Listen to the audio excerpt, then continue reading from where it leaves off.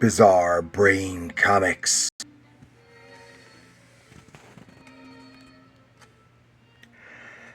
Hello, my comic book friends, and welcome to Bizarre Brain Comics. I am Gary, your host.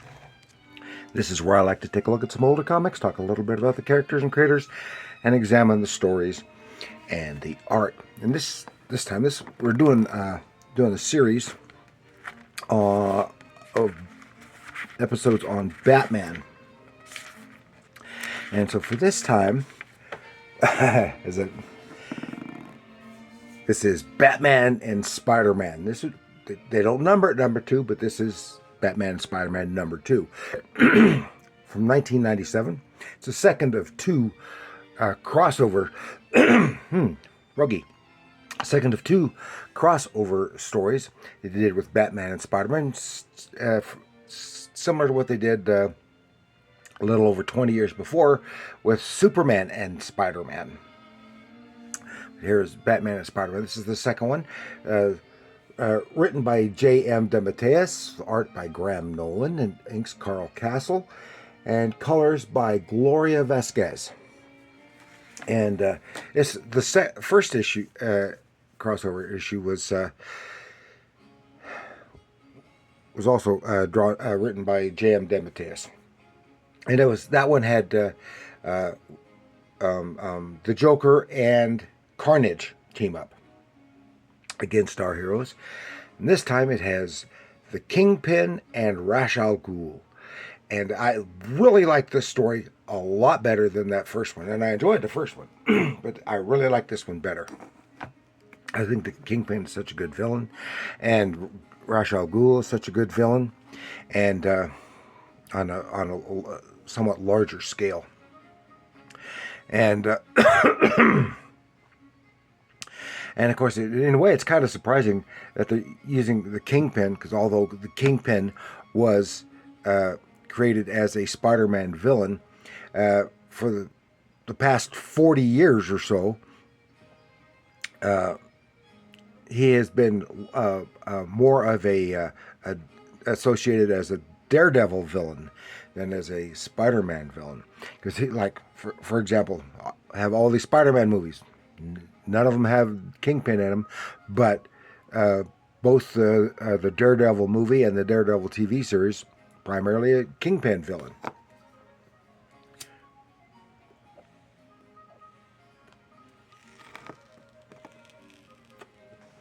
And I like the Kingpin. And I have to say that Nolan did a good job drawing the Kingpin to look so much like John Romita Sr. Drew the Kingpin way back when in the 70s, 60s, and 70s. I remember my first introduction to the Kingpin was on the 60s animated Spider-Man series, and the voice actor made him sound like Henry Greenstreet. Yes, yes, yeah. You know, Greenstreet, the Fat Man from all those noir mystery movies, such as The Maltese Falcon. That's my crappy Greenstreet. Okay, let us see what lies within the pages. Of course, they didn't have the embossed cover. I like the embossed cover. Of course, that makes it a little more production more expensive. But on the previous issue had the embossed cover. So we start out on seeing some TV stuff, some natural disasters going on around the world, and here is this TV preacher ranting and raving, and then we see when he's says, "There's only one hope for us, only one man who can save us from the firestorm that's coming. Look up, children of sin, look up." And here we get a good close look at his hand, and oh, what's that on his hand? It's a tattoo of the demon's head. Oh, yeah. And what's the demon's head? Oh, yes, it is Ra's al Ghul. And our scene changes to a hidden valley in Tibet, where up in the Himalayan mountains, I forgot what they call it. They don't call it that here. And in this sanctuary, the hideaway of Ra's al Ghul, his worldwide headquarters, and he's reminiscing and thinking about all the centuries he has lived, all the history he has seen and shaped, and how it is finally coming close to a head, and how he has utilized all kinds of people and power bases, including religions. And there is his daughter Talia. Then our scene changes to Paris. Who's this lady? And she on the streets of Paris, and she is surprised to see this large man right there. And it's Wilson. Yes, it is the Kingpin himself, Wilson Fisk. And here is his wife, Vanessa, who has left him many times over the years because of his criminal activities, but they are both deeply, deeply in love. Then our scene changes to another loving couple, which is Mary Jane and Peter Parker. And Parker's about ready to head out on his Spidey duties, and they're talking, and but we know Mary, even though she's kind of glib, she worries for the safety of Pete so much, and you can see it right here. He takes off, and then he zips back and says, "Hey, Mary Jane, there's something I forgot to tell you. You're the greatest." And even did a good job of making Mary Jane look like the John Romita version, which was, of course, based on Anne Margaret, the beautiful Anne Margaret. And yeah, and there's Spidey swinging, because he's got something to do.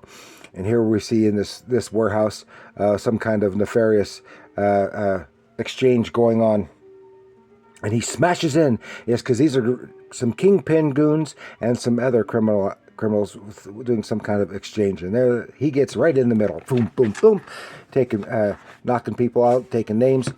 Boom, boom, but he sees some of these guys. What? Oh, they have the demon's head insignia on their hand as well. Then it changes to Gotham City, with Batman swinging in a rainstorm into a certain house. And goes, "Talia?" Yes, Batman. It is Talia, the daughter of the demon Ra's al Ghul.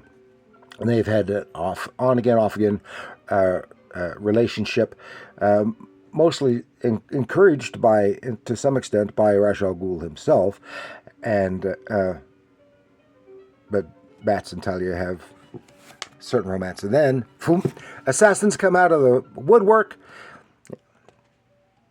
to take on Batman, and he makes short work of all of them. Says, "Why, they didn't stand a chance against me." He said, "I know, but I wanted to see you, but I had to have an excuse for my father to at least try." Okay, and then, but perhaps if you left him, if you came with me, we could. And then she pulls one of his stunts with a smoke bomb, boom, which hides her getaway. Okay, then sometime later in New York, there's Talia with a couple of her goons entering the office of Wilson Fisk, the Kingpin, and some of his goons, and they have been engaged in some kind of various nefarious operations for some time now, and she's at the behest of her, which she says is her employer, but is her father, wanting to pull things closer together. And meanwhile, Bats is there, and he is spying and listening in via technology. And so here you can see it's so good how much he looked like John Romita's Kingpin. And then he says, the guest quarter, he gets a call, something for to distract him. Says, "I am not unaware, Talia, that I have been dealing with a terrorist organization for the past 18 months, as long, as long as your terror was confined to foreign countries. I had no problem with that. But if, as I suspect, you are thinking of importing your madness to my country, my city, and then she distracts him with something about resurrection. Oh, what's it talking about? Then, well, Bats is there examining, says, I wondered when you'd show up. And that without even looking up, yep, Spidey appeared, and yeah, and because they had teamed up previously. So they're talking and basically kind of exchanging some notes, and he wants to Bats, of course, wants to handle it on his own, his way. Spidey makes a mistake of putting his hand on Bats, and Bats quickly takes the hand off in a painful way, but Spidey quickly twists and tosses Bats like he was nothing, but in his agility, he's able to land on his feet, and says, "Oh, nice save." And here I thought only cats and spiders landed on their feet. So here they talked and said, "Okay, we can do this stuff like we did before, or we can just work together." So they decided to work together. Meanwhile, we'll see what distracted him was a call from the doctor for Vanessa. She is dying of some unknown cancer, and he is desperate to find a cure. And then the doctor, when they left, has said, "I'm sorry, there's no cure. There's no treatment and she's going to die." Well, that ticks him off, and the doctor is fired permanently. And then Talia says, we have a cure. We know what's..."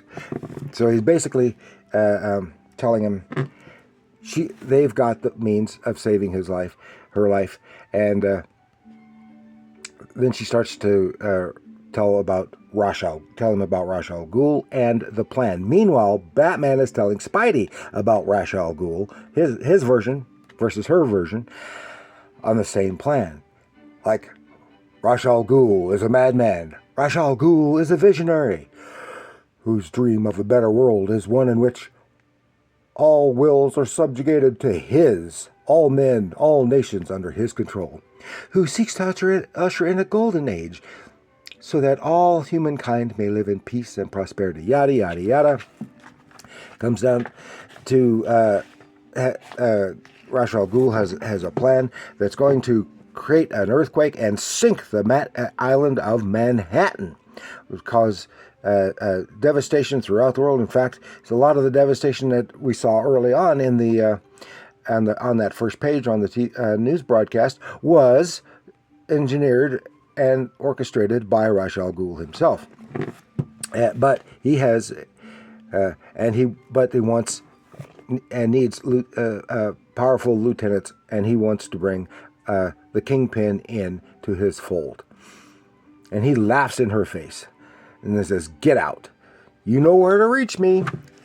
So then Bats and Spidey are talking, and they each go off to do some of their own respective things, while Kingpin is sitting there thinking about Vanessa, and he makes the call. What is this cure? Meanwhile, Spidey meets up with Mary Jane at a local diner that they frequent, and he's saying, "I'm going to be away for a while.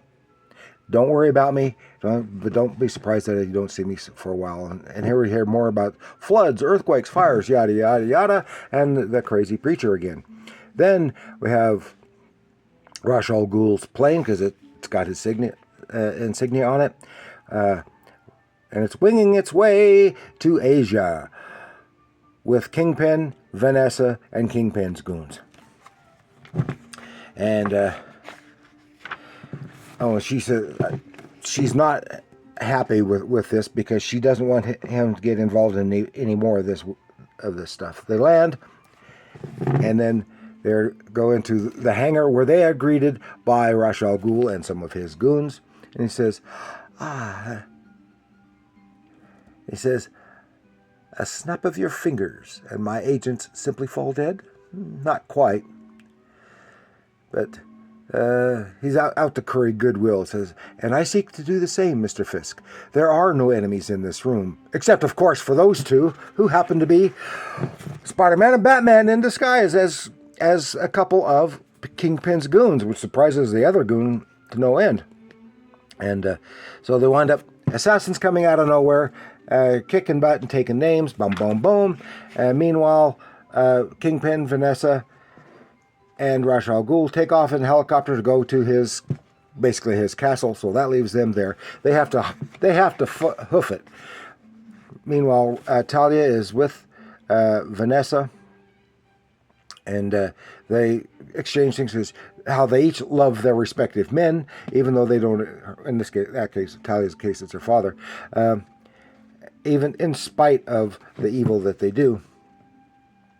And then Ra's al Ghul is trying to bring Kingpin, explaining more of his plans, bring him into his fold. Meanwhile, Spidey and Bats are climbing up. Oh, that avalanche! They nearly get taken out. And Spidey is knocked unconscious, Spidey slightly injured, and Bats has to take him along. But Kingpin is not happy with Ra's al Ghul and they go head to head, and he's all but going to kill Ra's al Ghul, and he says, "What kind of a man is capable of such depravity, such cruelty?" And he goes, "You." That makes him stop. Then our scene changes. Oh, it is Spidey, unconscious, having a nightmare about a disaster in New York and endangering Mary Jane. They're in a cave where Bats has taken them, and they're going, so they know how to get to the castle up above. Meanwhile, in Ra's al Ghul's lair, we see all kinds of equipment and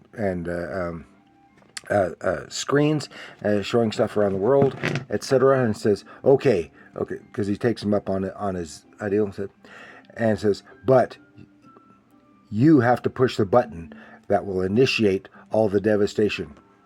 And he reaches over, he's about to push the button, and whip! He's stopped by a web from Spider-Man.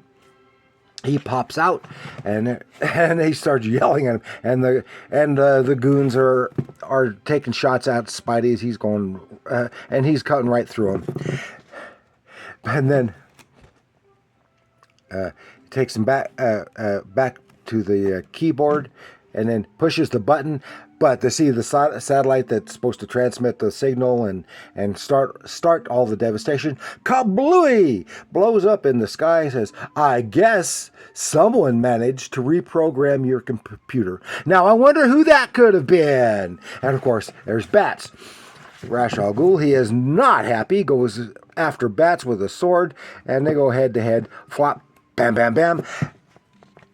Talia gets in between them, has them stop, and says, because he thinks that his daughter, and he thought Bats has turned his daughter Talia against him and to betray him, and says, "It's not true, Father. I was not the one who betrayed you. I swear on my mother's grave." "Not you? Then who?" And then Kingpin goes, "Me." And he explains, "I invited them with me. I knew they were disguised as the goons, yada yada yada." And explain more, said Ra's al Ghul just laughs, says, "Oh, you have done so well. I'm surprised. I'm not even going to hinder you. I'll even help you all get out of here," because they knew that with all his goons, they had no chance of getting out of there alive by fighting their way out. But he lets them go, ensures their transportation, etc. But then he says, "But I have to tell you, the cure for your wife does not exist." And she does not care, really. She says, please, my love, allow me to face my death with dignity." "No, I will not permit this. Please." And he does. So they leave. Later, she is laying in her bed in her home, still apparently dying. But Talia, she's not all bad. We see that there's. Please see that this antidote gets to Vanessa T. So Bats gets the antidote from Talia. He passes it on to Spidey, who passes it on to the Kingpin, so Vanessa will be cured. And that is the conclusion of this story with Bats and Spidey. Oh, and I really, really enjoyed that. That was one of the best of these that I've read. And I've run longer than intended, but still, it was a real good read. I hope you enjoyed that. Had some really nice artwork, really good visual storytelling, and all that stuff. So I want to thank you for joining me. Please like, share, and subscribe. Leave your comments down below. Did you catch my other episode about the first episode of this from a couple months ago? And how does that? Do you think that compares with this one? Let me know your thoughts about just the idea of Bats and Spidey teaming up. How good a team do you think they make? All that stuff. Let me know in the comments below. And remember, comics are art.